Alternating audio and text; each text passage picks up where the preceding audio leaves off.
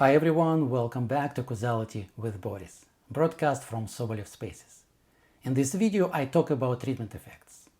Mills individual effect, average treatment effect and potential outcomes are the three main things today. Make sure you watch to the end for key takeaways. Then compare them with your notes. And as always, I've made a PDF with extra material. It'll help you solidify notion of potential outcomes. Check out the link in the description and it will be sent to your inbox.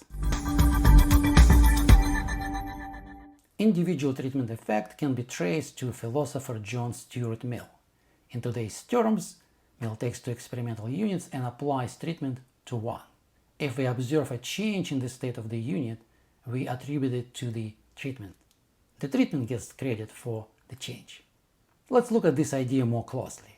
A 2009 paper by Rickles will help. First, units are exchangeable. They are exactly the same except for treatment application. Essentially, there are two instances of one unit. Mill's reasoning works in observational studies too. We can think of two instances of the same unit.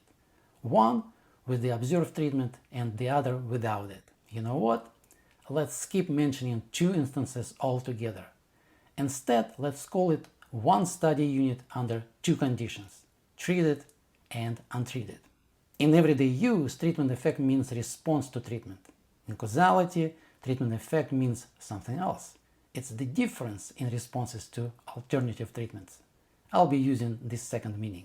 Simply put, it's the difference in response to alternative treatments applied to the same unit.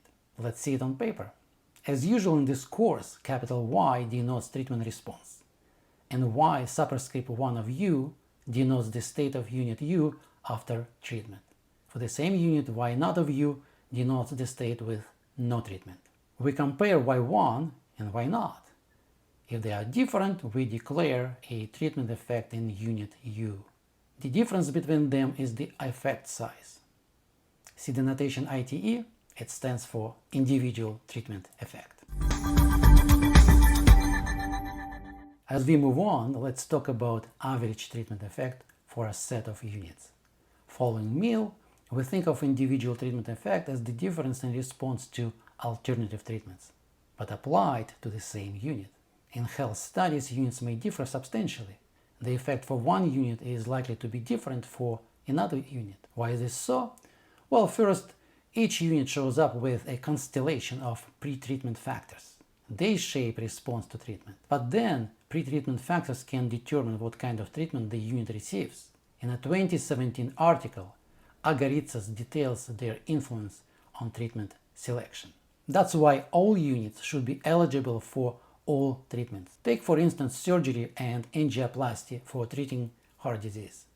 To compare them, we need patients who can undergo both treatments. We cannot compare them if some patients undergoing surgery have anatomy too complex for angioplasty, or surgery is too risky for some patients undergoing angioplasty. So what if treatment effect changes from unit to unit? Then we sum up these changes using an average. Let's see it on paper. Notation ATE stands for average treatment effect. That capital E before the brackets denotes the expected value of individual effect in a population of units. I drop the reference to units to simplify notation. By default, averaging is done over the set of individual units. Just one more thing.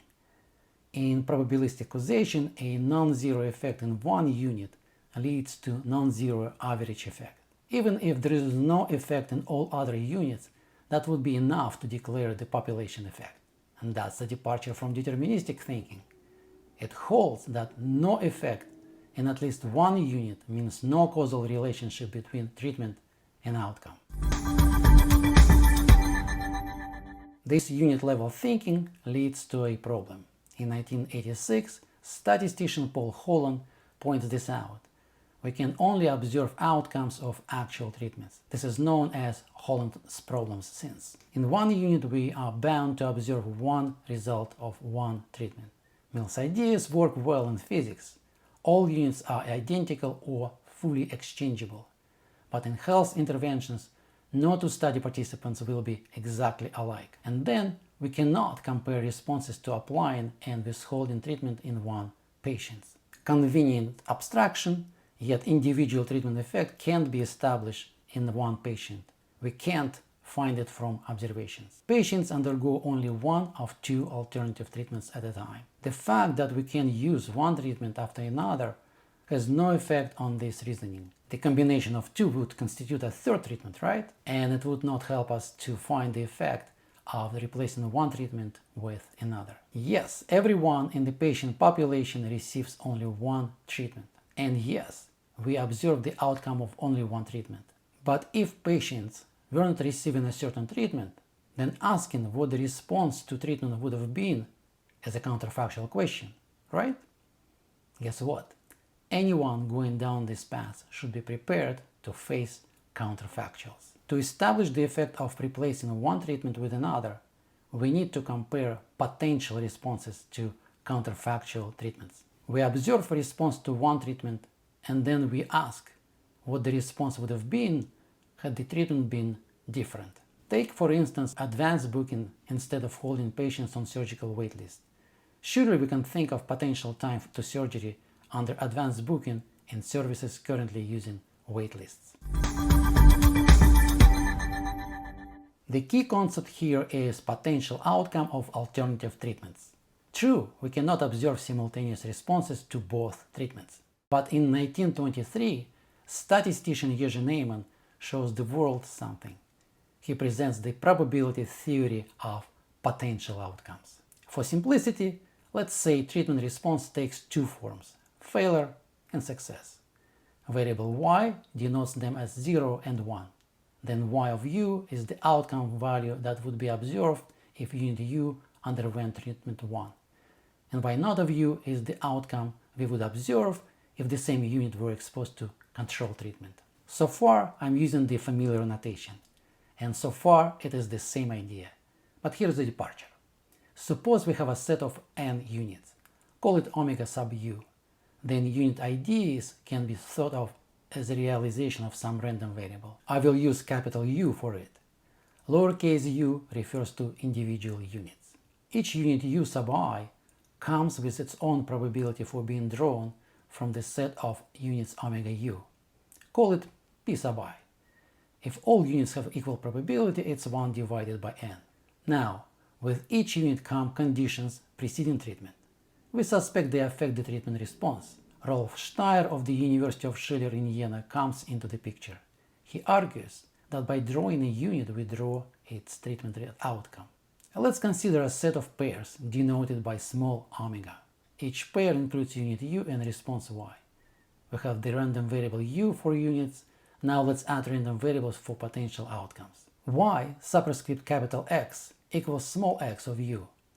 One random variable for each value x. Setting treatment variable x to one of its values picks a treatment. For two treatments, it's like using a switch between 0 and 1. Turn the switch to 1, we pick a random variable y1 of u. Turn it back to 0, we pick a y0 for the same unit u. Here you go. We have two random variables, and they come with probability distributions. We have two distributions of potential outcomes, right? One over the population of treated units and another distribution over the population of the same units, but now all untreated.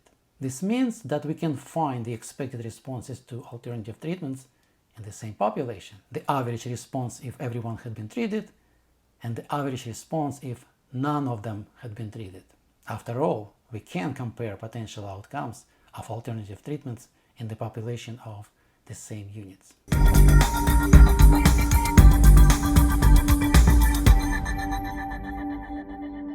In this video you learned what it's all about. Average treatment effects. That's right.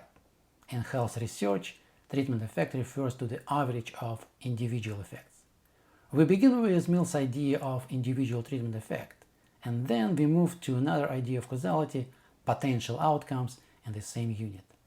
You learned how to tackle Holland's problem with the potential outcomes of alternative treatments, and then we cast them as random variables defined over the same set of units. Then we simply compare their probability distributions, as well as their expected outcomes. That's all there is to it. And thank you, Professor Neyman. Keep on watching.